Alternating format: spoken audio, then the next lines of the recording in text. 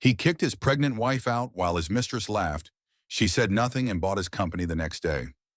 The complete story, TTS optimized Shuck's 60-minute narration. Opening hook. She stood in the doorway of her own bedroom, 7 months pregnant, watching her husband with another woman in their bed. He looked at her and laughed.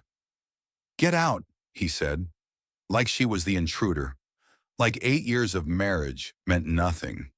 Like the baby growing inside her was an inconvenience rather than a miracle. His mistress wrapped herself in the silk robe he had given Eleanor for their anniversary. The robe, he said, matched her eyes. The robe, he said, would make her feel beautiful every morning when she woke up. The mistress looked at Eleanor's pregnant belly, looked at her swollen ankles, looked at her tired face, and laughed. "Oh my God, Marcus. Her face. She looks like someone ran over her dog." Eleanor Mitchell walked out of that house with nothing but her car keys and $43 in her checking account. Her husband controlled everything else. The house was in his name. The bank accounts required his signature. The credit cards had her as an authorized user only. 8 years of marriage. 8 years of building a life together. 8 years of sacrifice and compromise and making herself smaller so he could feel bigger. Reduced to $43 and a set of car keys. She sat in her Honda Civic in the pouring rain for 23 minutes. Unable to start the engine, unable to think, unable to do anything except feel her baby kick inside her belly. One kick, two kicks, three, like a tiny voice saying, "Mom, move. We need to go." What Marcus Brennan did not know, what no one knew, was that his plain, quiet wife had been keeping score for 8 years. She had watched every lie, documented every manipulation, prepared for the day when his true nature would finally reveal itself. And within 72 hours, she would own everything he had built: his company, his reputation, his entire identity as a successful businessman. He thought he was throwing away his boring pregnant wife. He had no idea he was waking up a warrior. This is her story. 3 lessons. This story will teach you. Before we begin, I want you to understand something important. This is not just entertainment. This is education disguised as drama. Lesson number 1. Always have an exit fund. Even if you trust your partner completely. Even if your marriage seems perfect. Because you never truly know who you married until you try to leave them. Eleanor learned this the hard way. Sitting in a parking lot in the rain with $43 to her name. Lesson number 2. The truth is more powerful than any lie. When you are small fighting against something big, you do not need more resources.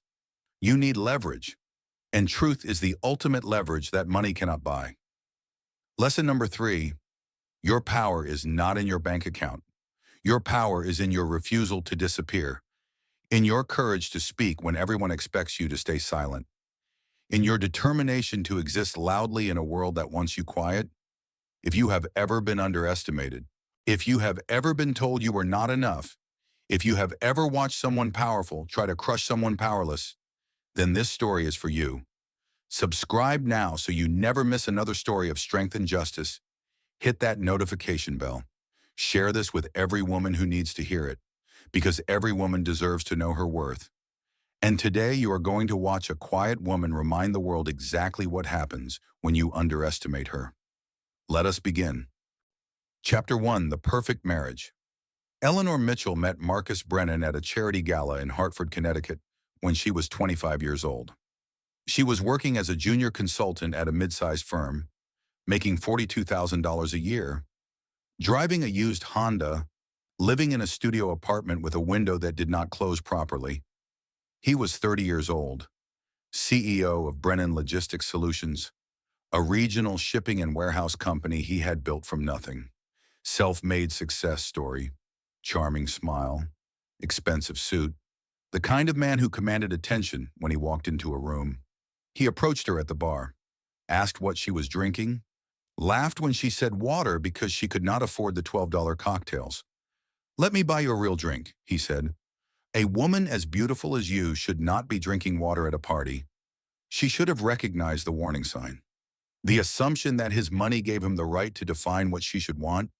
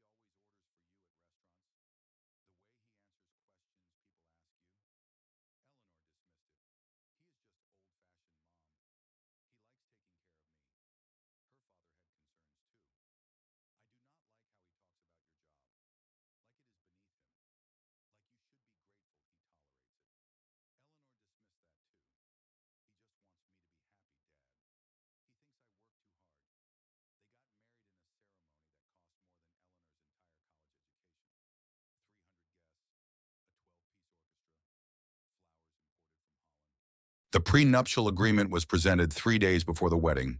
Just a formality, Marcus said. My lawyers insist. It does not mean anything. She signed without reading it carefully, without having her own lawyer review it, without understanding what she was giving away. That was her first mistake, but it would not be her last. The changes started slowly, so slowly she barely noticed. First it was her friends. Marcus did not like them. They were not sophisticated enough. They asked too many questions. They made him uncomfortable. One by one, they faded from her life. Then it was her job.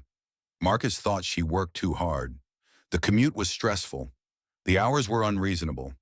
She should focus on their home, on their marriage, on building a family. She quit her job at his suggestion, told herself it was her choice. Then it was her appearance.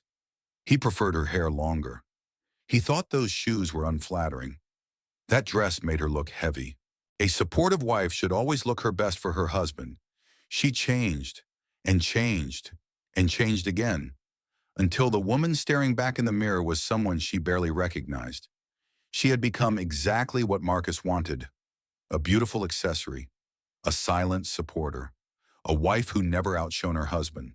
And for 7 years she convinced herself this was love. The pregnancy changed everything. They had tried for 3 years. Fertility treatments that cost $40,000, hormone injections that left bruises on her thighs, monthly disappointments that felt like personal failures. When the test finally showed positive, Eleanor cried for an hour. Marcus spun her around the kitchen like they were in a movie. This changes everything, he said. This is exactly what we needed. But instead of bringing them closer, the pregnancy pushed them apart. Marcus started working later, traveling more, coming home distracted and distant, making excuses for why he could not attend doctor appointments. The criticisms increased. Her body was changing, and he made sure she knew he noticed. Maybe you should skip dessert tonight, Eleanor. You know how hard it will be to lose the baby weight. Are you really going to wear that? It is not flattering. Maybe something that hides your stomach. She told herself it was stress, the company, the pregnancy, normal marriage problems. She had no idea he had already replaced her. Chapter 2, The Discovery. Tuesday, October 15th, 4:17 in the afternoon. Eleanor drove home from her doctor appointment with her hands trembling on the steering wheel. The baby had an irregular heartbeat. Probably nothing serious, Dr. Patterson had said, but they wanted to run more tests tomorrow.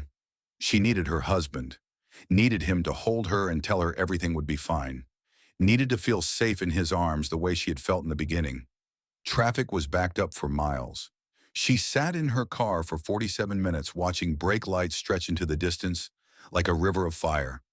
The front door was unlocked when she arrived home. Marcus never left the front door unlocked. He was obsessive about security, obsessive about control. The alarm system had cost $12,000. He checked the locks twice every night before bed. But today the door swung open when she turned the handle. Sounds drifted down from upstairs. Rhythmic, familiar. The kind of sounds a wife recognizes but refuses to process. A woman's laugh, low and breathless, intimate. Eleanor climbed the stairs slowly, her pregnant belly heavy, her swollen ankles protesting. the sounds getting louder with each step. The bedroom door was open. She saw them before they saw her. Marcus on top, his bare back flexing with each movement. A woman beneath him, dark hair spread across Eleanor's pillow, red fingernails digging into his shoulders. They were on her sheets, the lavender Egyptian cotton ones she had bought because Marcus said they reminded him of his grandmother's garden. There was a wine glass on her nightstand, the nightstand where she kept her reading glasses and hand lotion, lipstick on the rim, dark red.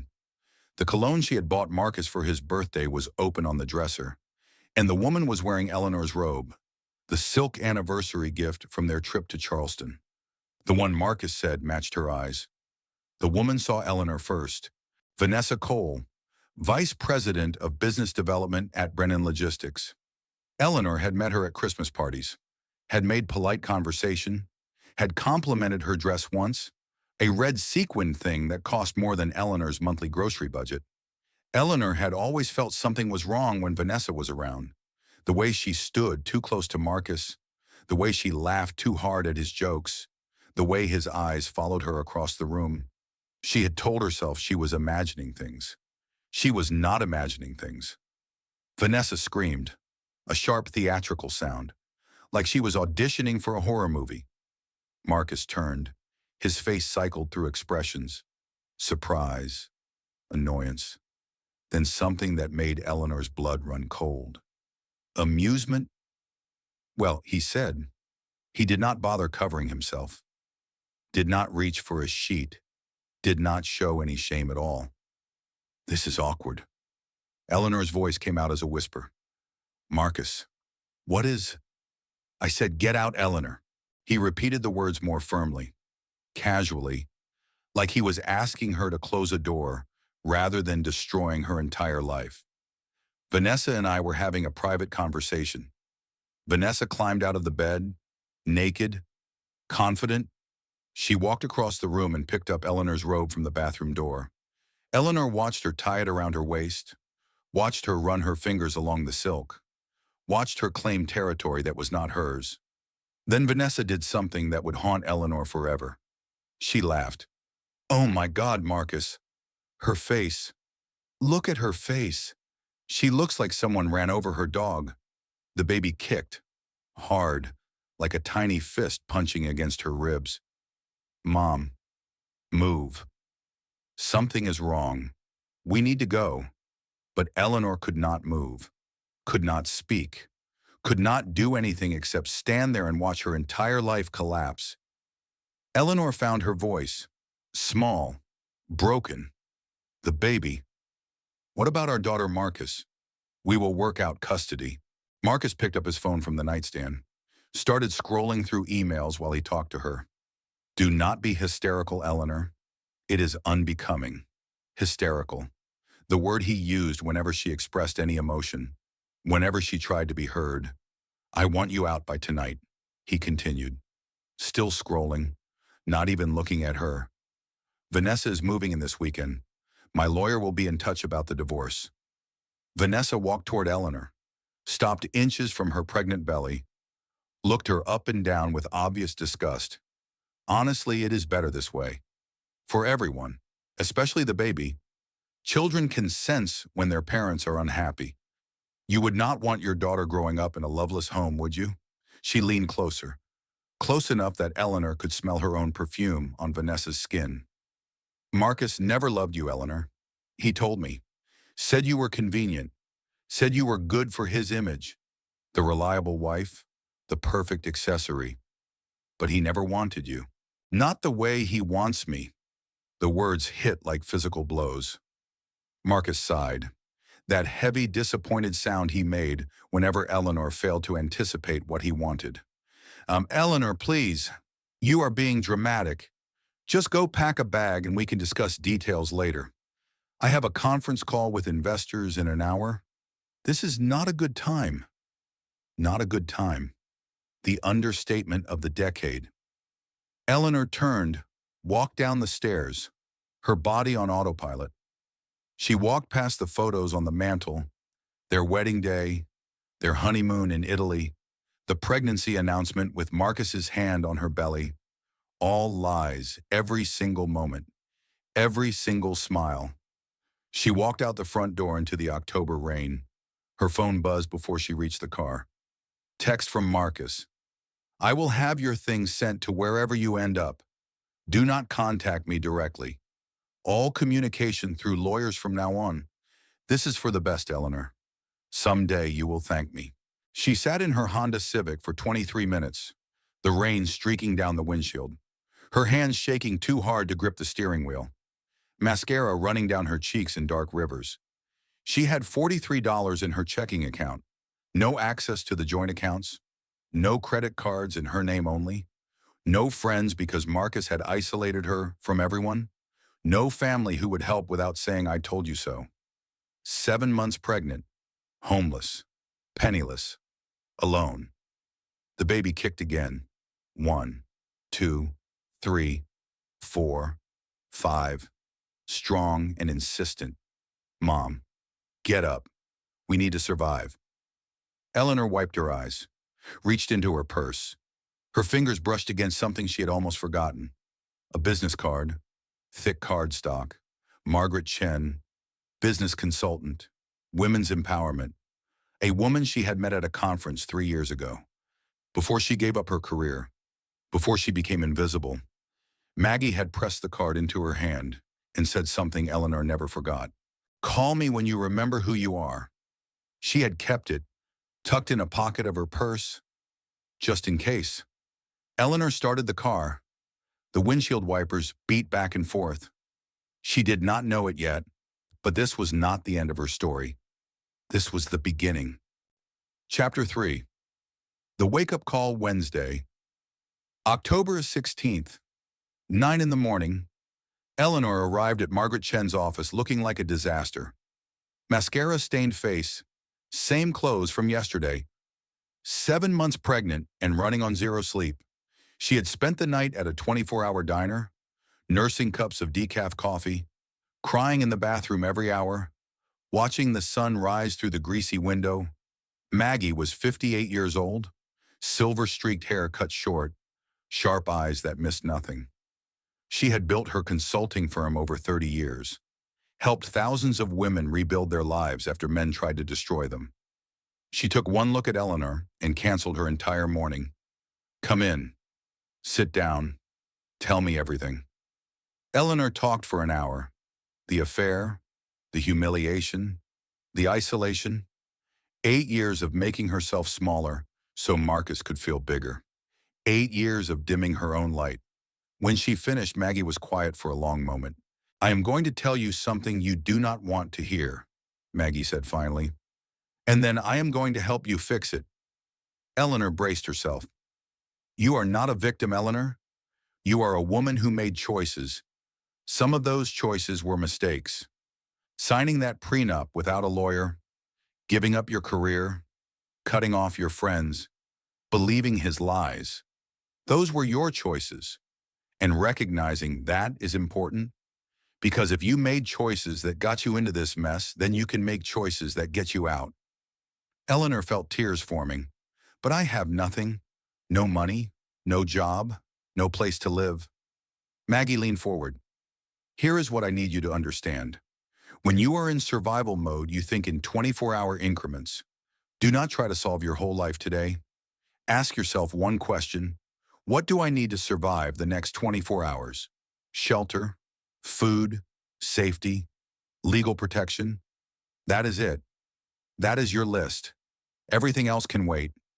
By noon, Maggie had made calls. Eleanor had a room at a women's shelter, an appointment with a family law attorney, access to a small emergency fund, but Maggie was not done. Now tell me about your business, the one you thought I did not know about. Eleanor froze. How did you? Maggie smiled. I have been in this game 30 years. I saw you at that conference and I have been watching ever since. Financial freedom for wives, good content, solid advice, 15,000 subscribers. That was you, was it not? Eleanor's secret. For 2 years, she had been running an anonymous online consulting service, teaching other financially trapped wives how to protect themselves, how to build secret savings, How to prepare for the day their marriages collapsed. She had $127,000 saved in an account Marcus did not know about. That is not nothing, Maggie said. That is a foundation. But we need to protect it before Marcus's lawyers find it. That afternoon, Eleanor met with attorney Sarah Blackwood, a family law specialist who worked with women in impossible situations. Sarah reviewed Eleanor's documents. Her face got grimmer with each page. The prenup is a problem. If you leave the marriage or abandon the marital home, you forfeit all claims to marital assets. But he kicked me out. That is what we will argue. But it is your word against his. And there is something else. Sarah pulled out another page. Conduct unbecoming a spouse. If you publicly disparage Marcus or his business, you forfeit custody rights. He cannot take your daughter, but he can get full custody. Make every decision about her education, her religion, her medical care. Eleanor felt the floor dropping beneath her. He designed this prenup to trap you, Sarah said quietly. Everything about it is designed to keep you silent and compliant. If you fight him, you lose your daughter. If you stay quiet, you lose everything else. So what do? We find another way. We find leverage. We find something he is more afraid of losing than he is afraid of losing you. Chapter 4, The Discovery. Thursday, October 17th. Eleanor could not sleep, so she did what she always did when anxiety consumed her. Research. She started investigating Brennan Logistics. Something had been bothering her for months. Marcus talked constantly about how well the company was doing. 15% growth year over year, record profits, expansion plans. But the numbers did not add up. The shipping industry had been flat for 3 years. Marcus's biggest competitor had just filed for bankruptcy. How was Brennan Logistics thriving when everyone else was struggling?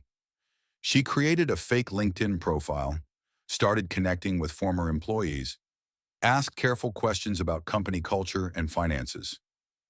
By 3 in the morning, she had found 3 former employees willing to talk off the record. What they told her was explosive. Brennan Logistics was hemorrhaging money, had been for at least 2 years. Marcus was falsifying revenue reports to the board, creating fake contracts with shell companies to inflate the numbers, cooking the books so thoroughly that even the auditors were fooled. And the pension fund, the retirement savings of 127 employees, people who had worked there for decades, who trusted the company with their futures, raided, emptied, gone. Marcus had stolen from his own employees to keep his failing company afloat. But the biggest revelation came from an unexpected source. A direct message appeared on her fake LinkedIn account. I know who you really are. I know what he did to you. And I have information you need to see.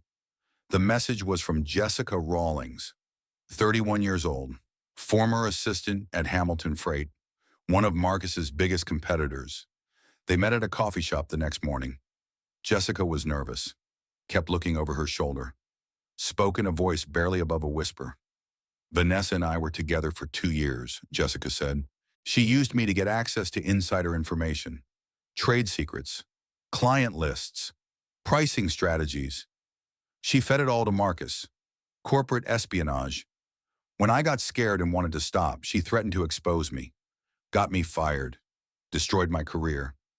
Jessica pulled out a folder thick with documents. But I documented everything. Emails between Vanessa and Hamilton executives, bank records showing payments to her offshore account, text messages where she laughs about how easy it is to manipulate Marcus. She pushed the folder across the table.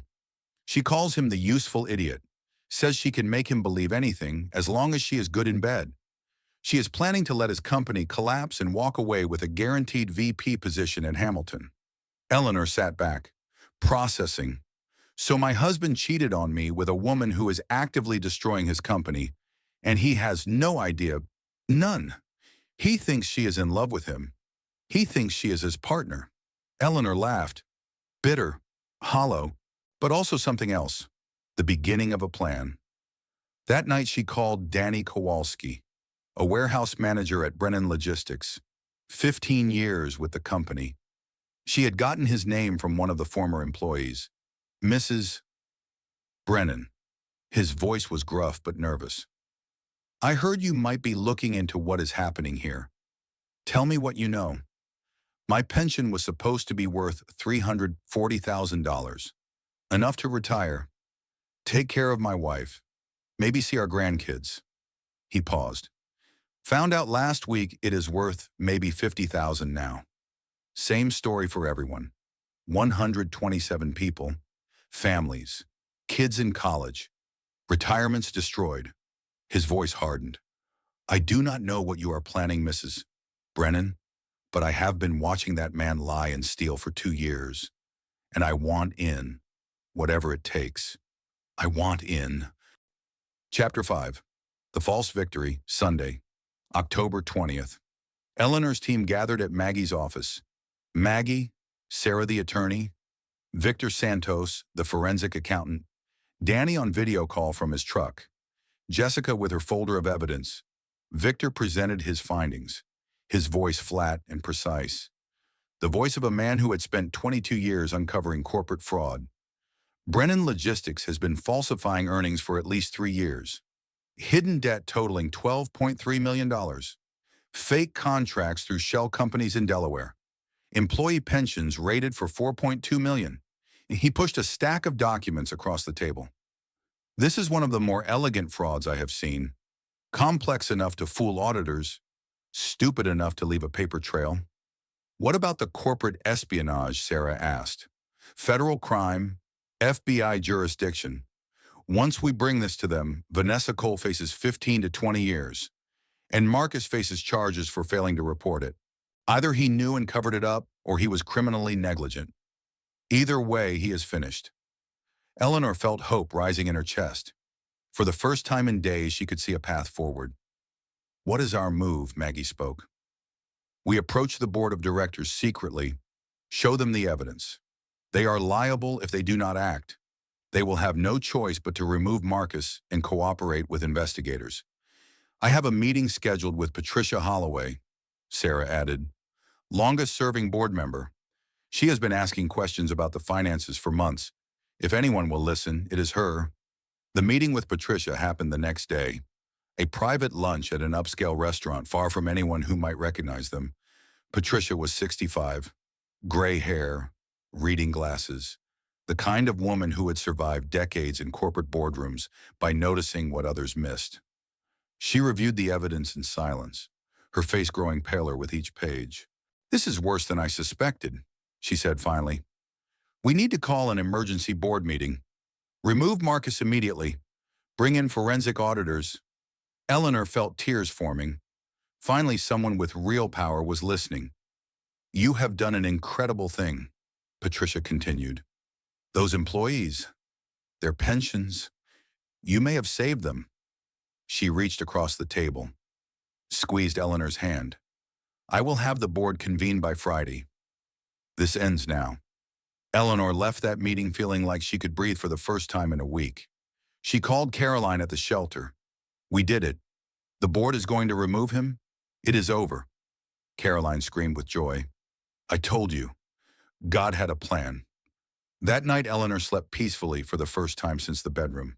She dreamed about her daughter, about the life they would build together. She woke up the next morning to her phone exploding with notifications. A news article.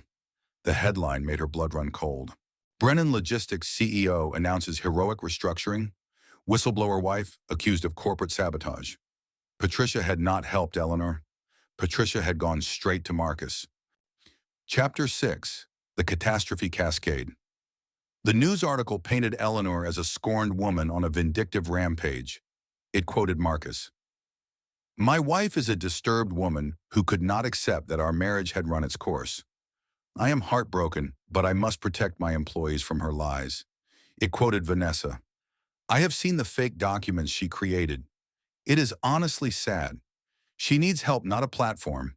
It quoted Patricia Holloway. The board has complete confidence in Mr. Brennan's leadership. We are taking legal action against those spreading false information. Within hours, Eleanor's name was trending on social media. Crazy pregnant wife trying to destroy hardworking CEO. Gold digger mad she is not getting the house. Classic scorned woman behavior. Her anonymous financial freedom for wives business was exposed. Every article she had written, every piece of advice she had given, linked back to her real identity. The comments were vicious. So she was coaching other women to hide money from their husbands. No wonder he left her. This is what happens when you give women the internet. I hope he gets full custody. That baby deserves better than a crazy mother. Eleanor sat in her tiny room at the shelter, reading the comments, unable to stop. Then the stress triggered something worse. Sharp pain in her abdomen, contractions. Too soon, too early. Caroline rushed her to the hospital. The doctors worked for 3 hours to stop the preterm labor. Eleanor lay on the bed, hooked up to monitors, listening to her daughter's heartbeat. Steady, strong, fighting. Dr. Patterson came in with grave news. Your body is under extreme stress, Mrs. Brennan. If you do not find a way to reduce it, this baby will come early. At 30 weeks, that means NICU. Complications, risk. She paused. I need you to understand. Whatever you are fighting for out there, it is not worth losing your daughter. Eleanor stared at the ceiling, the words echoing in her skull. She had almost lost her baby because she was fighting a man who was not worth it. While she was in the hospital, Marcus's lawyers filed an emergency motion, temporary restraining order. Eleanor was prohibited from coming within 500 feet of Marcus, from contacting any Brennan employees, from posting anything about the company online, and from accessing her hidden bank account, which his lawyers had found and frozen as marital assets. $127,000. Gone. Sarah arrived at Eleanor's bedside with more bad news. They move faster than we expected. We are fighting the order, but it could take weeks. And there is something else. She handed Eleanor a document. Psychiatric evaluation, filed with the court this morning, claims you showed signs of paranoid delusion and emotional dysregulation during a session 2 weeks ago. I never had a psychiatric evaluation. I know. They fabricated it. A Dr. Marcus plays golf was signed it. They are trying to have you declared mentally incompetent before the baby is born. Eleanor felt the walls closing in. Everything she had built, every plan she had made, every ally she had gathered, destroyed. Marcus was going to take her daughter, raise her with Vanessa, tell her stories about her crazy mother who had to be kept away for everyone's safety. And there was nothing Eleanor could do about it. She lay in that hospital bed, staring at the ceiling, listening to her daughter's heartbeat. And for the first time since the bedroom, she seriously considered giving up. Just surrender. Take whatever scraps Marcus offered. Sign whatever papers his lawyers put in front of her. Walk away with nothing. At least she would have her daughter. At least she would survive. Caroline visited that night, sat in the uncomfortable chair beside the bed, held Eleanor's hand without speaking. Finally, Eleanor broke the silence. What if I cannot win Caroline? What if I fight and lose everything anyway? Caroline was quiet for a long moment. 2 years ago, she said finally, I was exactly where you are. Different man, same situation. I had nothing, no money, no support, no hope. What did you do? I stopped fighting for myself and started fighting for my son. She squeezed Eleanor's hand. When you fight for yourself, you can give up. But when you fight for your child, something changes. You find strength you did not know you had. You do things you never thought possible. She leaned closer. That baby is watching you, Eleanor. Even now, even before she is born, she is learning from you what it means to be a woman, what it means to be strong. The baby kicked 1, 2, 3, like she was agreeing. What kind of mother do you want to be?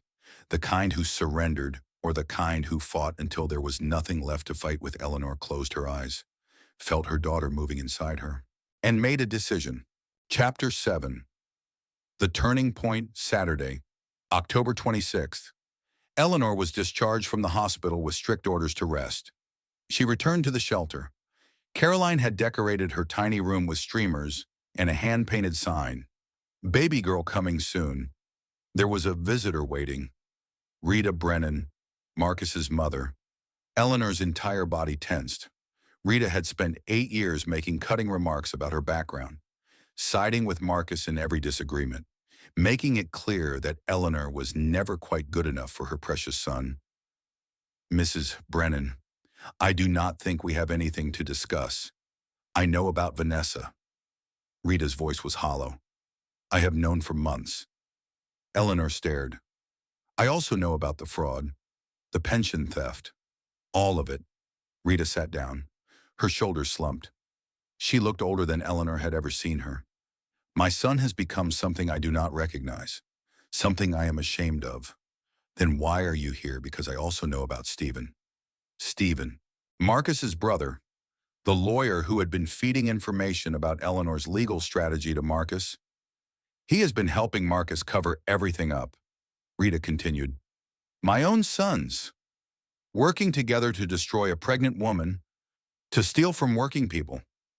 She reached into her purse, pulled out a thick folder. These are documents Stephen brought home. Communications between Marcus and his lawyers, internal emails, strategy memos. She pushed the folder toward Eleanor. They are planning something for Monday, a final move to have you declared mentally incompetent, to get emergency custody before the baby is born. Eleanor took the folder, her hands trembling. Why are you giving me this? Because I will not be complicit in destroying my granddaughter's mother. Rita's voice cracked. I raised Marcus. I gave him everything, made excuses for him when he was cruel, looked the other way when he hurt people. She wiped her eyes. I am done looking away. Whatever happens next, I want to be on the right side of it. Eleanor spent that night reading every document. The evidence was devastating. Emails showing Marcus personally approved the fraudulent contracts, records proving he knew about the pension theft from the beginning, communications revealing the psychiatric evaluation was completely fabricated. And the most damaging piece of all, emails between Marcus and Vanessa discussing their plan to let the company collapse, to blame everything on the board, to walk away with millions in hidden assets while the employees lost everything. But there was something else in those emails, something Vanessa did not know. Marcus was planning to throw her under the bus too, documenting her espionage, preparing to turn her in if things went wrong, using her as a scapegoat. She thinks she is playing him. He thinks he is playing her. They were both going to lose. Chapter 8, The Counter-Strike Sunday. October 27th. Eleanor's team gathered at Maggie's office for what would be their final strategy session. The documents Rita provided change everything, Victor said. This is not just fraud anymore. This is conspiracy, obstruction of justice, criminal cover-up. What do we do with it? Maggie spoke. We deploy everything at once. Maximum pressure, no warning, no chance to prepare a defense. The plan came together in 3 hours. Step 1. Jessica contacts the FBI anonymously, provides evidence of corporate espionage. Let them build a case against Vanessa. Step 2. Danny reaches out to employees quietly, explains what happened to their pensions, gets them ready to speak to investigators. Step 3. Eleanor goes public, not with accusations, with her story, the real story. A pregnant woman kicked out of her home, a man who fabricated psychiatric records, a company that stole from workers. Step 4. Rita testifies, a mother turning against her own son, the ultimate credibility. There is risk, Sarah warned. If this fails, you lose everything. Custody, money, your reputation. Eleanor looked around the room, at the people who believed in her, who had worked for weeks to build this case. I have already lost everything except my daughter and my self-respect. I am not losing those. She paused. Someone asked me later what gave me the courage, and I told them this. I stopped trying to win and started trying to tell the truth. When you focus on winning, you can lose. But when you focus on truth, even if you lose the battle, you win something more important. What is that yourself? Monday morning, October 28th, 8 o'clock. Eleanor posted a video from her room at the shelter. Just her, sitting on the bed, 7.5 months pregnant, no makeup, no script, no professional lighting, just truth. My name is Eleanor Mitchell. 3 weeks ago, my husband kicked me out of our home while I was 7 months pregnant. His mistress was in our bed, wearing the anniversary gift he gave me. She laughed at me while I stood there. She paused. Let the words land. Since then, my husband has filed fake psychiatric evaluations, trying to have me declared mentally incompetent. His lawyers have frozen my bank account. His brother has been spying on my legal communications. His board member pretended to help me, then reported everything to him. She looked directly into the camera. But here is what they did not count on. I kept records. I built a team. I found the truth. She held up documents. Brennan Logistics has been committing fraud for 3 years. My husband personally approved fake contracts to inflate revenue. He raided the pension fund of 127 employees. $4.2 million stolen from hardworking people who trusted him. She set down the documents. I am not telling you this for revenge. I am telling you because those employees deserve to know where their retirement went. Because the truth matters. Because powerful people should not be able to make powerless people disappear. Her voice strengthened. I believe my daughter deserves to know that her mother did not stay quiet when she could have spoken. That when she was knocked down, she got back up. That she fought for what was right even when everyone told her she would lose. Final pause. My name is Eleanor Mitchell, and I am done being invisible. The video went viral within hours. 3 million views by noon, 10 million by midnight. The hashtag Justice for Eleanor spread across every platform. Former employees came forward with their own stories. Current employees leaked internal documents. Journalists started digging. Lawyers started calling. By Tuesday morning, Marcus Brennan was the most hated man on the internet, and the FBI had already begun their raid. Chapter 9, The Fall. The FBI arrived at Brennan Logistics headquarters at 6 in the morning. 12 agents, 3 vans, boxes of evidence carried out for hours, while news helicopters circled overhead. Vanessa Cole was arrested at her Tribeca apartment at 7:30. Cameras captured her being led out in handcuffs. Designer dress, perfect makeup, mascara running down her face. She screamed Marcus's name, begged him to help her, to save her. He did not answer his phone. The SEC announced a formal investigation by noon. All company assets frozen pending review. The board of directors held an emergency meeting at 2, voted 7-0 to remove Marcus as CEO. Patricia Holloway resigned immediately. 5 other board members followed. By Wednesday, Marcus Brennan had lost everything. His company, his reputation, his allies, his mistress. He tried to call Eleanor 17 times. She did not answer. He showed up at Maggie's office on Thursday, demanding to see his wife. Eleanor agreed to face him.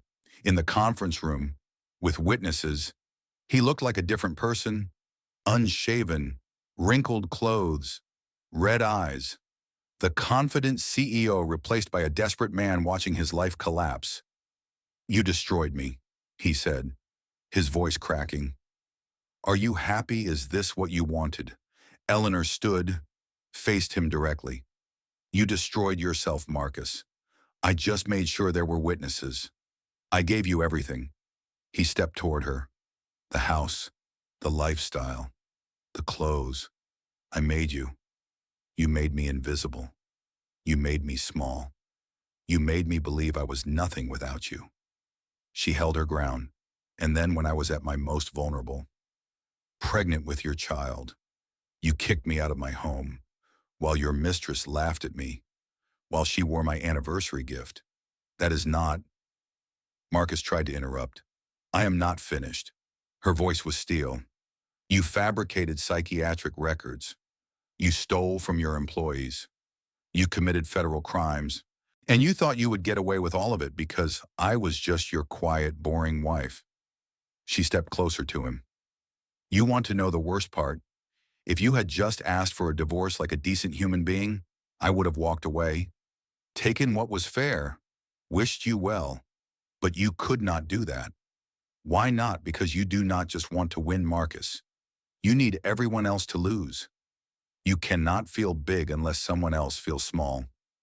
She paused. Let the silence fill the room.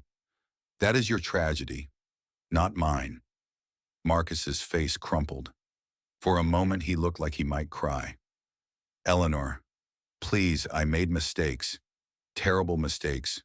But we can. We can work something out. For the baby, there is nothing to work out. I am still her father. You cannot take that away from me. You took it away from yourself. The moment you chose Vanessa over your daughter. The moment you kicked her pregnant mother into the street. Eleanor walked toward the door, then stopped, turned back. Get out, Marcus. He stared at her. I said get out. And unlike when you said it to me, I am giving you a choice. Walk out of here with whatever dignity you have left, or security will drag you out in front of every camera waiting outside. She paused. Your call.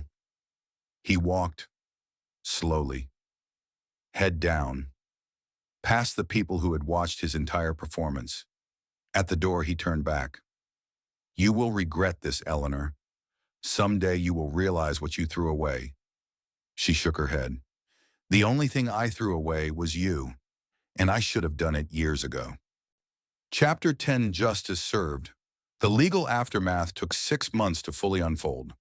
Marcus Brennan stood in federal court on a gray April morning. Gone was the expensive suit. Gone was the confident smile. He wore an orange jumpsuit. His hands were cuffed in front of him. The judge read the verdict. 23 counts of securities fraud, guilty. 12 counts of wire fraud, guilty. 4 counts of pension fund theft, guilty. Conspiracy to obstruct justice, guilty. The sentence, 15 years federal prison. Marcus's face went white. His lawyer tried to speak. The judge silenced him. Mr. Brennan, you stole from people who trusted you, employees who gave you decades of their lives, investors who believed your lies, a wife who loved you. The judge paused.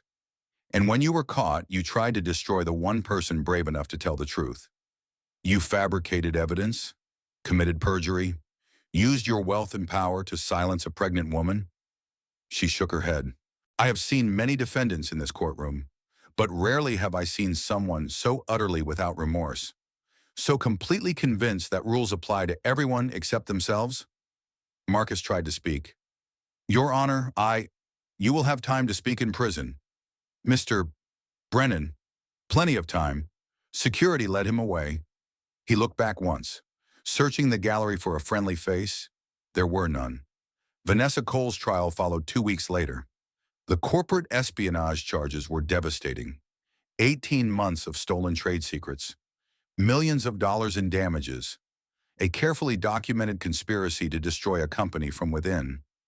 But the most damaging testimony came from an unexpected source. Marcus Brennan, in a desperate attempt to reduce his own sentence, he had agreed to testify against his former mistress. He provided emails, recordings, a complete timeline of her crimes. Vanessa listened to his testimony with her mouth hanging open. He was supposed to protect her, love her, choose her. Instead, he was destroying her to save himself. The irony was perfect. She had planned to betray him first. He had simply beaten her to it. The verdict, 12 years federal prison. As security led her away, she passed within feet of the gallery. Eleanor was there, watching. Their eyes met. Vanessa looked broken, confused, like a woman who still could not understand how everything had gone so wrong. Eleanor felt nothing. Not satisfaction, not vindication, not even relief. Just emptiness where the anger used to be. Stephen Brennan was disbarred 1 month later. His career destroyed. His reputation ruined. Under investigation for obstruction of justice. Rita Brennan testified against both her sons, a mother choosing truth over blood. She told the court everything she knew. The fraud, the cover-up, the plan to destroy Eleanor. It cost her everything. Her relationship with Marcus, her standing in society, the life she had built over 67 years. But she said it was worth it. I spent too many years looking the other way, she told reporters outside the courthouse. Pretending my son was a good man when I knew he was not. My granddaughter deserves better than that. She deserves a family that tells the truth. The employee pensions were recovered. A court-ordered restructuring returned $4.1 million to the workers Marcus had stolen from. Danny Kowalski got his full retirement back. He cried when he found out. Called Eleanor to thank her. "You saved us," he said. 127 families. You saved all of us. I just told the truth, Danny. You are the ones who were brave enough to speak up. Patricia Holloway resigned from all her board positions. Under SEC investigation, her career finished. The woman who had pretended to help Eleanor, who had run straight to Marcus, who had tried to cover up crimes to protect her own liability, facing her own consequences now. Chapter 11. New Beginnings. Grace Margaret Mitchell was born on a snowy December morning. 8 pounds, 2 ounces, 21 inches long, perfect. 10 tiny fingers, 10 tiny toes, a full head of dark hair, her mother's eyes. Eleanor held her daughter in the hospital room, watching the snow fall outside the window, feeling the weight of new life in her arms. Caroline was there. Maggie, Pastor James from her childhood church. "You did it," Caroline whispered. "She is here. She is healthy. You did it. We did it," Eleanor said. "All of us." She looked down at her daughter's sleeping face. So peaceful, so unaware of everything that had happened to bring her into the world. "I am going to tell you a story someday," Eleanor whispered, "about a woman who thought she had to be small, who hid herself for love, who lost everything she thought she wanted."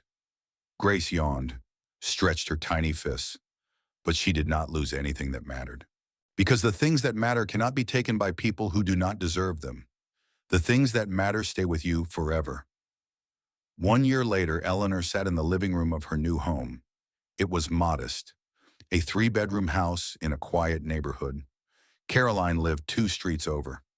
The shelter where she had found safety was a 10-minute drive away. She still volunteered there twice a month. Her business, Financial Freedom for Women, had grown beyond anything she imagined. 2 million subscribers, a best-selling book, speaking engagements across the country. She had helped thousands of women in situations like hers, taught them the lessons she wished someone had taught her. Always have an exit fund. Document everything. Your power is not in your bank account. Your power is in your refusal to disappear. Grace was walking now, toddling around the living room, getting into everything, laughing at things only she found funny. She had Eleanor's determination, her stubbornness, her strength. Caroline visited with her son Tyler. They had dinner together most Sundays now. A family built from shared survival. "You know what I love most about how this ended?" Caroline asked.